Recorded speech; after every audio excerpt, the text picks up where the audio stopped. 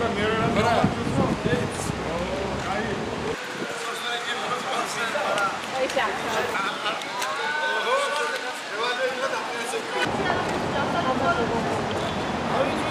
გუშინ და გრძელდება ეს 5 დღე მთელ საქართველოს მასშტაბით ენერგოეფექტურობის დღეების აღნიშვნა და ამ დღეებთან დაკავშირებით ქალაქ ჯუმის მუნიციპალიტეტის მერის თანამშრომლებმა დღეს გამოიჩინეს ასე თქვა ჯანსაღი ცხოვრების წესის პატივისცემა და ველოსიპედით მომგზავრდნენ სამსახურში.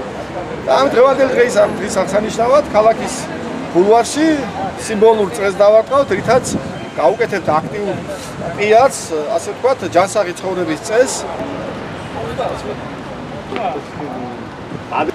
Era un problema sempre c'è, a via Zarza.